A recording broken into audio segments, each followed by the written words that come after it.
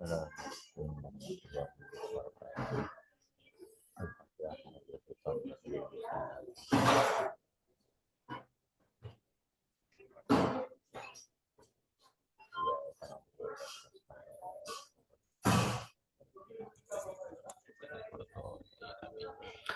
saya berakaman ni di sebuah restoran, so minta maaf ada bunyi macam-macam.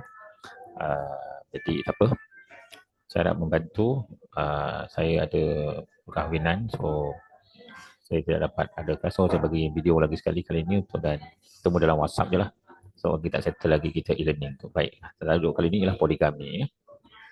Minggu keempat ni ialah poligami. Baik, kita teruskan saja perbincangan kita pada petang ini. Kalau anda tak boleh dengar suara saya, anda tengok baca je lah apa benda kata poligami. Poligami berasal dari perkataan poli, banyak, dan juga kamus perkahwinan. Dia bermaksud perkahwinan lebih dari satu isteri pada satu masa. Dalam Islam, poligami khususnya bermaksud seorang lelaki Muslim boleh berkahwin sehingga 4 orang isteri pada satu masa dengan syarat-syarat tertentu. Itu maksud poligami. Dan poligami ini sebenarnya ada hukum dia, walaupun agak sensitif ramai perempuan dalam kelas ini. Tetapi juga ramai lelaki yang suka tajuk ni. Tapi ramai lelaki dia suka je, dia tak berani. Tapi tak apa, sebab ni ada hukum dalam Islam kita belajar. Pertama, hukum poligami. Poligami dalam Islam bukanlah kewajipan tetapi harus. Hukum asalnya harus. Asal selagi memenuhi syarat, hukumnya harus dibenarkan. Namun ada kalanya dia menjadi sunat, tuntutan, keperluan, walaupun bukan kewajipan. Jika bertujuan menjaga kebajikan wanita seperti balu, janda dan wanita yang tidak berkahwin. Balu ni maknanya orang yang kematian suami, janda cerai hidup. Pastinya orang yang balu atau janda ini dengan besarkan anak, cabaran kehidupan dan sebagainya, fitnah yang berlaku, hidupnya agak berantakan.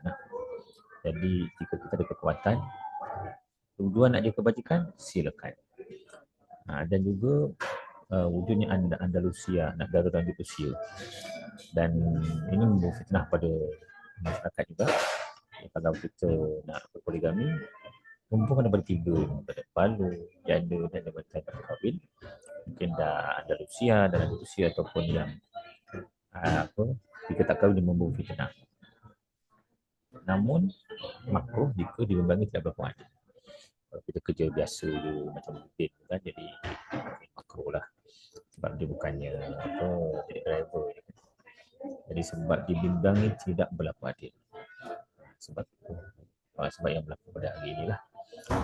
Kalau kahwin sebab status sebenarnya rugi lah, dibimbangi tidak berlaku adil dan akan jadi haram jika memang kita tak mampu berlaku adil dan melakukan kezaliman dan mudarat kepada pasangan kita, isteri kedua atau isteri pertama, automatically haram. Walaupun sah poligami tersebut, tetapi sepanjang poligami itu dia sedang menjalankan aktiviti berdosa kerana membuat kezaliman, ini tidak bisa.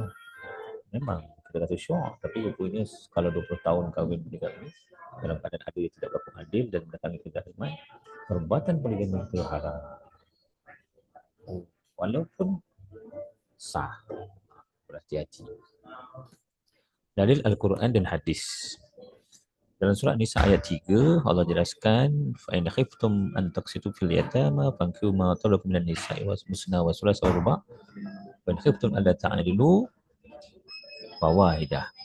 Maka bila kamu, siapa yang kamu kenan daripada perempuan lain, 2, 3 atau 4, dan jika kamu bimbang tidak berlaku adil, maka kahwinlah seorang sahaja. Maknanya dalam Al-Quran ada mengharuskan poligami. Dan surah An-Nisa juga ayat 129 menjelaskan, dan kamu tidak akan berlaku adil, antara si kamu walaupun kamu sungguh-sungguh. Nak beritahu walan tastati'un, sebenarnya lan tu tidak akan sampai bila-bila.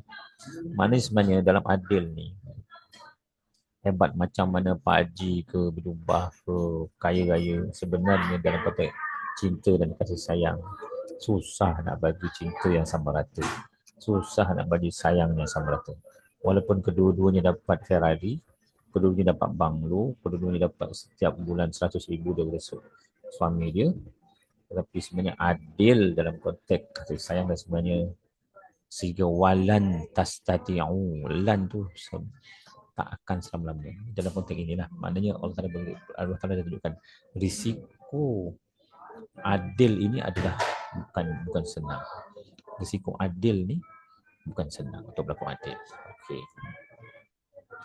Kemudian sabda Rasulullah SAW, maka naslahu beratani famali ila ahdahuma ja'a yaumul qiyamah wa syukuhu ma'ilun. Siapa yang mempunyai dua isteri tapi tidak berlaku adil antara keduanya, maka dia akan datang mereka dalam keadaan badan yang singgi. Pada jadi maknanya hukum akal walaupun dibenarkan untuk berlaku adil bukanlah senang. Bukanlah senang dan siap dah kita di akhirat nanti. Baik. Tak cerak poligami. Menurut perspektif Islam dan undang-undang kekeluargaan Islam di Malaysia ni, beberapa negeri kita duduk pada negeri Islam. Pertama sekali, kemampuan fizikal dan juga keuangan. Maknanya, tubuh badan yang sehat dan duit yang cukup. Kalau di Islam ni, rasa gaji minimum 7,000. Kalau bawah 7,000 tu, tak payahlah mohon. Memang tak dapatnya. Itu yang berlaku lah. Kemudian mampu berlaku adil dari segi nafkah zahir dan batin. Maknanya nafkah zahir, makan, minum, pakaian, tempat tinggal. Batin ialah kasih sayang dan seksualiti. Berlaku adil tu. Syarat yang kedua, tiada niat untuk menzalimi isteri dia ada. Geram sangat dengan isteri yang nombor satu, kahwin dulu. Sebab niatnya untuk menzalimi, tak akan boleh. Bertujuan syar'i sebelum jaga kebajikan dan yatim. Okey. Maknanya memang kita jaga kebajikan anak yatim, kan tak ada mak bapa dan sebagainya, dan juga perempuan-perempuan yang ternyanya, dan mesti mendapat kebenaran mahkamah syariah terlebih dahulu. Itu di Malaysia ni. Tak boleh pergi mana-mana, mesti dapat kebenaran mahkamah syariah. Mahkamah syariah kata boleh kahwin. Kalau mahkamah kata tak boleh, walaupun awak kaya dan sebagainya, tetap tak boleh. Sekarang ni bukan kebenaran isteri pertama, tetapi kebenaran mahkamah syariah. Semua isu poligami di Malaysia, perkahwinan tanpa kebenaran mahkamah. Jika dilakukan luar negara tanpa kebenaran mahkamah, itu maknanya kena bedalah di Malaysia ni. Dia tidak akan langsung kita bercerai. Tapi kalau kita kahwin di luar negara tanpa kebenaran mahkamah syariah, maka dia akan zalim pada kita. Kebanyakan lelaki poligami di Malaysia adalah berasaskan kepada destinasi kamu yang akan berzalim. Yang kedua, pada ketiga, dia akan melakukan kezaliman. Kemudian salah guna konsep kadang-kadang kerana nampak staf muda, dah bos kahwin dengan staf dia sebab muda, sebab seksi dan sebagainya. Jadi salah guna konsep dengan memuaskan nafsu saja. Nak kahwin dengan budak muda je, tapi jadi janda yang dah tua pun semua yang perlu bini, tak nak pula. Persepsi negatif masyarakat kerana banyak keseluruhan tidak mendapat hukum syarak. Di Malaysia ni siapa poligami orang kata orang jahat. Kemudian isu pendaftaran anak perkahwinan tidak sah, sukar didaftarkan secara sah di JPN.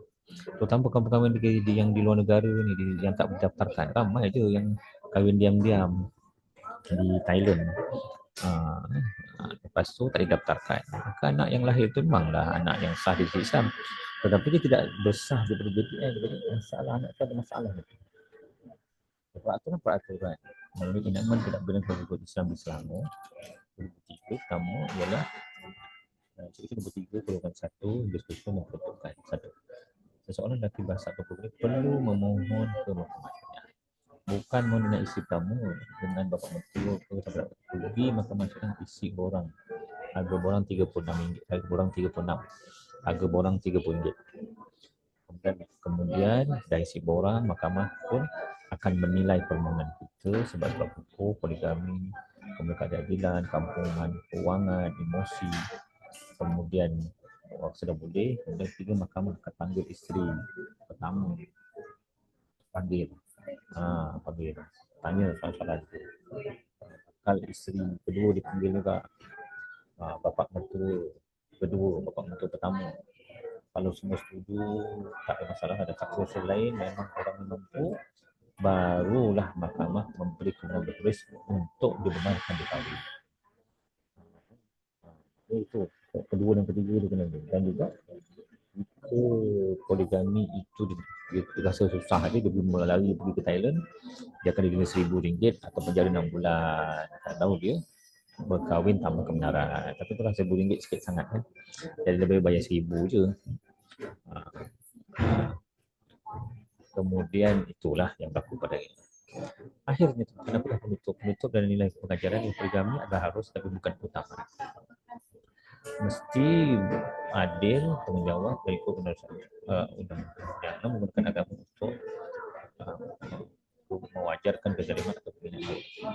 Kalau sama poligami menggunakan ilmu iman dan etika syar'i. Itu adalah yang kita boleh sampaikan pada hari ini. So sila rujuk kepada latihan yang saya berikan dalam link yang diberikan. Assalamualaikum warahmatullahi wabarakatuh.